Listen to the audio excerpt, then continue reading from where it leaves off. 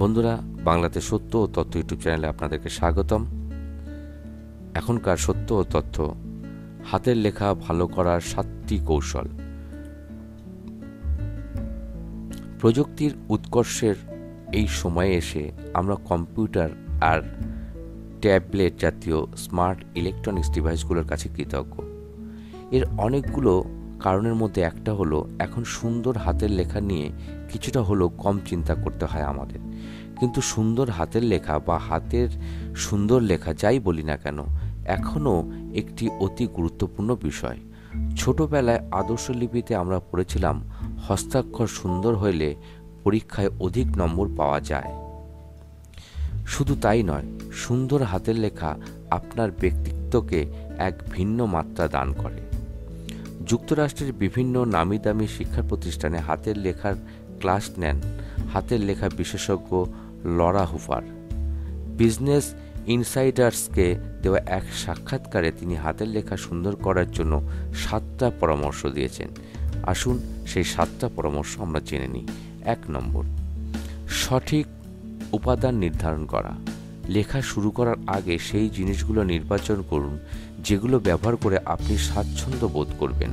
অনেকেই মনে করে থাকেন সুন্দর হাতের লেখার জন্য ফাউন্টেন পেন অত্যাবশ্যকীয়।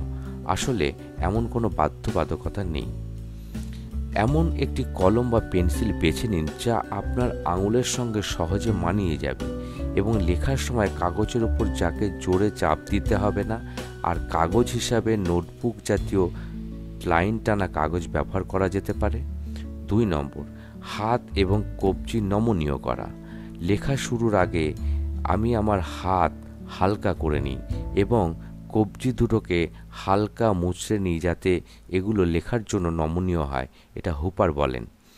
বিশেষ করে যদি আপনি একটানা বেশ কয়েকদিন ধরে না লেখেন, তাহলে অন্যান্য মাংসপেশির মতো কবজি বা হাতেও এক ধরনের জড়তা অনুভব করবেন। 3 নম্বর, অঙ্গবিন্যাস ঠিক করা। সোজা হয়ে বসুন এবং আপনার অনভ্যস্ত হাতটিকে, যেমন ডানহাতিদের ক্ষেত্রে বাঁ হাত, কাগজ ও খাতাটিকে ধরে রাখার জন্য ব্যবহার করুন। হুপার বলেন, লেখার সময় আমি আবার অনভ্যস্ত হাতটিকে সামঞ্জস্য রক্ষার্থে ব্যবহার করি। এটা আমাকে স্থির থাকতে এবং ডান হাতের উপর নিয়ন্ত্রণ বাড়াতে সাহায্য করে। তবে এজন্য অবশ্যই চেয়ার টেবিল ব্যবহার করা উত্তম। 5 নম্বর, কলম ধরা। কলম বা পেন্সিল এর নিব কাছাকাছি ধরে লিখুন। অর্থাৎ কলম বা পেন্সিলের যে নিবটা রয়েছে তার কাছাকাছি ধরে লিখুন, তবে শক্তভাবে ধরে নয়। যদি নিবের কাছাকাছি ধরে লিখতে আপনি স্বাচ্ছন্দ্য বোধ না করেন, তাহলেও দুশ্চিন্তার কিছু নেই, কারণ কলম বা পেন্সিল ধরার আসলে নির্দিষ্ট কোনো নিয়ম নেই। এটা সম্পূর্ণই আপনার হাতের গড়নের উপর নির্ভর করে। 5 নম্বর, বাহু এবং কবজির অবস্থান।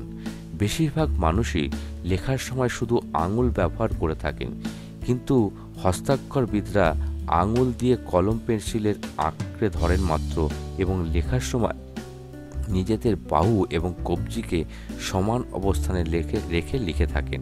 হুপার বলেন, এটি রপ্ত করার জন্য আপনি একটি কলম ধরে কল্পনায় ভেসে যান, অর্থাৎ বাতাসের উপরে বড় বড় অক্ষর লিখতে পারেন। অর্থাৎ কল্পনায় বড় বড় অক্ষর লেখা, বাতাসের সঙ্গে বায়ুর মধ্যে বড় বড় অক্ষর লিখছেন একটি পেন ধরে, এই অভ্যাসটা করুন। 6 নম্বর, তুলনামূলক ধীর গতি অবলম্বন করা। বেশিরভাগ মানুষের মধ্যে যত দ্রুত পারা যায় লেখা শেষ করার একটা প্রবণতা লক্ষ্য করা যায়। হুপার বলেন, লেখা কোনো দৌড় প্রতিযোগিতা নয়।